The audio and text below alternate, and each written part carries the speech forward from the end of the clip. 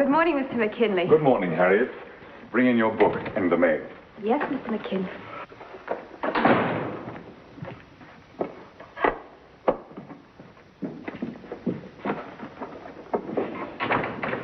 Well, what have we got for today? 11 o'clock appointment with Mr. Gallagher, personnel.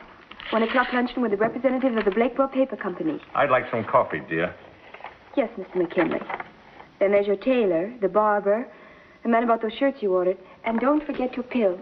What the devil is this? I don't know, sir. I didn't have time to open it. Yes, Mr. McKinley? Listen, Gallagher. I just got a letter from the Executive Secretary of Consolidated Motors advising me that Harold P. Cleveland, president of Consolidated Motors, will be in town Tuesday. Will I please show him every possible courtesy? Now, what the devil is this all about? I don't know. Beats me. Get Herbert in New York. Well, if you don't mind, I don't like it. Mr. Herbert. What the devil does the president of Consolidated Motors want to come around here for? Maybe he's just passing through. Okay, but I wish you'd please tell me what the devil this is all about. We ever heard of this bird before? Not that I recall. Hello, Mr. Herbert. Just a moment. Mr. McKinley calling. Hello, Herbert. Listen, I just got a letter saying the president of Consolidated Motors is coming up here to inspect my plant next week. I'd like to know why all of a sudden is Consolidated Motors fishing around my place. Well, maybe it is just a goodwill tour, but I don't like goodwill tours, so do me a favor. Get a hold of whoever you can and find out if there's been a change in Consolidated Motors' policy toward its subsidiaries. Maybe they've decided to quit printing. Make more cars or something. Okay, call me back. I want every executive in the conference room at 10:30. And cancel Gallagher. Yes, Mr. McKinley. Send off 3 copies of this as soon as you can. Yes, Mr. McKinley. Listen, gentlemen, the president of Consolidated Motors is coming here next Tuesday to inspect our plant personally. I don't mind telling you, I don't like a lot of big shots sticking their noses in my business. How do we know they haven't decided to convert this place into an assembly line for automobiles or washing machines? And remember, you fellas are in this just as deep as I am. Your very jobs may depend upon it. As I see it, our only hope is to make a good impression. I'd like to see some drawn looks on your faces, as if you'd been working overtime for months. And I'd like to see this place really humming. That's all. Gallagher, how about that trouble we've been having with the bookbinders local? Oh, we've got at least a month before any decisive action will be taken on that, Mr. McKinley. Well, never mind how much time we've got. I'd like to strike a note of accord in time for the inspection. Give an impression of a smoothly functioning factory full of happy employees. Now, what do they want? Another restroom on the 2nd floor. Okay, get it installed immediately. I'm not letting our relations with Consolidated Motors be disrupted over some bookbinder's comfort. Harriet, who's head of the program committee at the Chamber of Commerce? Arnold Willoughby. I want to talk to him on the phone. Oh, but then get my wife, dear. Covers it, Mr. Cleveland, unless, of course, you'd be interested in inspecting our personnel department. I think I've seen all that's necessary.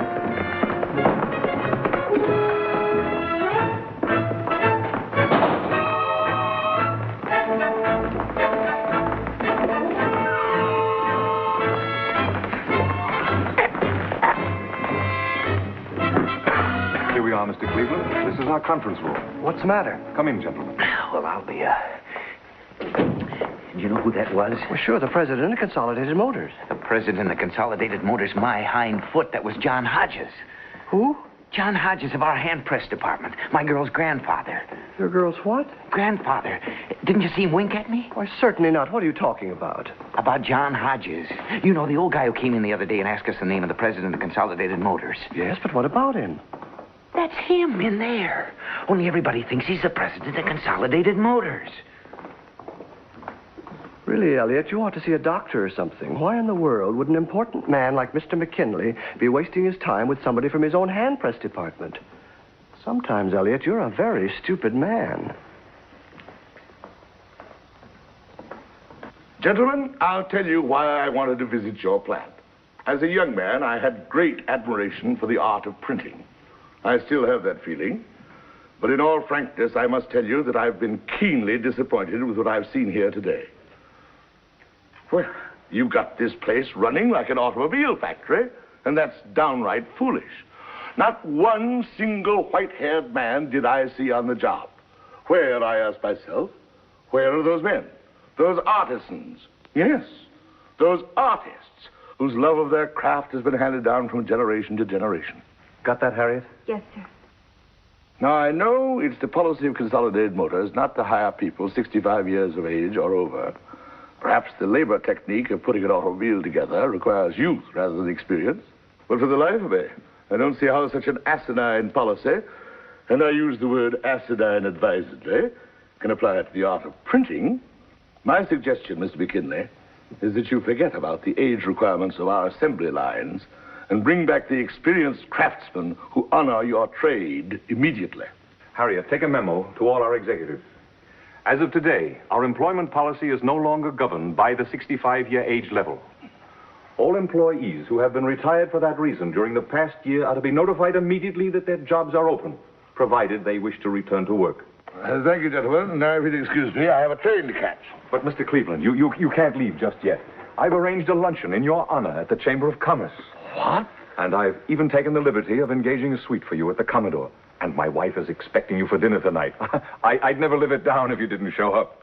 Well, in that case, why not? Thank you, Mr. Cleveland. This way, please. Pardon me, Mr. Cleveland, but wouldn't you like me to send you a copy of your speech? Oh, thank you, young lady. I don't think it's necessary. I'm sure my suggestions are going to be carried out. Oh, yes, indeed, Mr. Cleveland. Well, anyhow, Mr. Cleveland, I want you to know I think your speech was grand.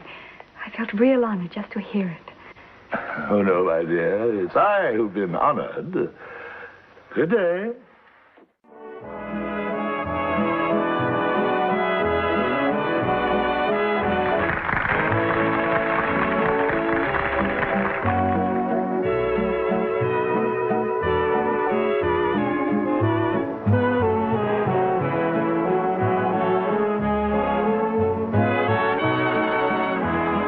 Let's get out of here. Why? We just got here. Look, Mr. McKinley. Mr. McKinley.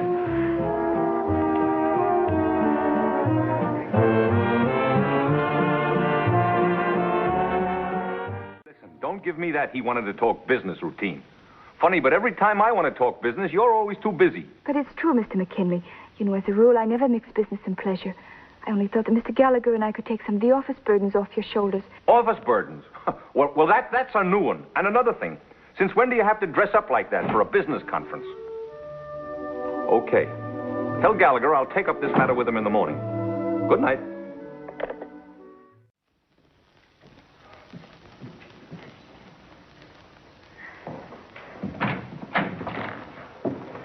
Mr. McKinley in? Who's calling, please? Kleinbaum's the name. Mr. Rigel. Mr. McKinley's in conference. Perhaps if I could help you. I hear you had quite a bit of excitement around here yesterday. Excitement? What kind of excitement? With Mr. Cleveland, I mean. Oh, yes, of course. Mr. Cleveland. Did you meet him, miss? Meet him. I took dictation from him. Yeah? I'll tell you what, he sent us. Just a moment.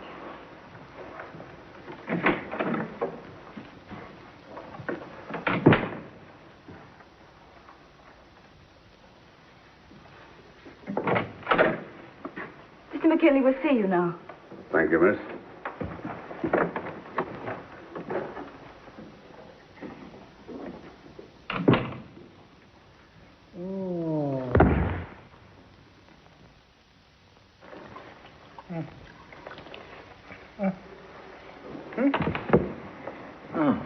How do you feel? Oh, Here, take a swallow of this. Yeah. There, you'll be okay. You sent for the doctor. I don't want a doctor. And you keep out of here, too. I was only trying to help. Of course, you understand this must be handled with absolute secrecy, Mr. McKinley. Don't worry. I'm the guy that was taken. Why, if this ever gets out, they'll laugh me right out of town. Don't excite yourself, Mr. McKinley. Why shouldn't I excite myself? My whole life's been disrupted. First, my wife wants a divorce. Now I faint. All on account of this phony. Oh, the crook, the dirty, low-down crook. I took him to my house for dinner. Just wait till I tell my wife. Oh, boy. Will I laugh right in her face. Falling for a phony. Well, we'll take a look around. Yes, sir. If we find out anything, we'll let you know. Meanwhile, you're getting the ideas yourself. You motives. Live in a palace. Oh, boy. Will I laugh right in her face. I've got to see Mr. McKinley right away. It's a matter of life and death. What's the name? Mr. Erickson of the Personnel Department. Personnel. Mr. Gallagher's department? That's right, and please hurry. Mr. McKinley's very busy. He can't see anyone. I think Mr. McKinley would rather have things go right along as usual, miss.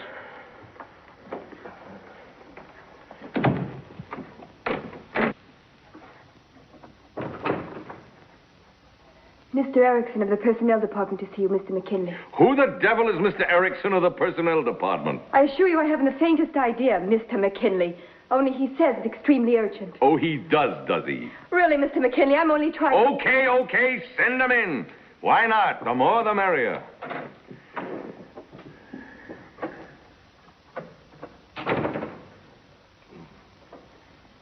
Well? Mr. McKinley, I have reason to believe that the man who was here yesterday, posing as the president of Consolidated Motors, was really an imposter. How would you like to be fired? Sir? Listen, you half-wit. If you dare breathe another word of what you've just said to me to a single soul, I'll have you thrown out of here on those pencil-striped pants of yours. Mr. McKinley, I have the man's file right here, his picture. Shut up and get out of here before I brain you. Yes, sir. Wait a minute. Yes, sir. Give me that file. Yes, sir. Mr. McKinley, control yourself. Go fry an egg. Well...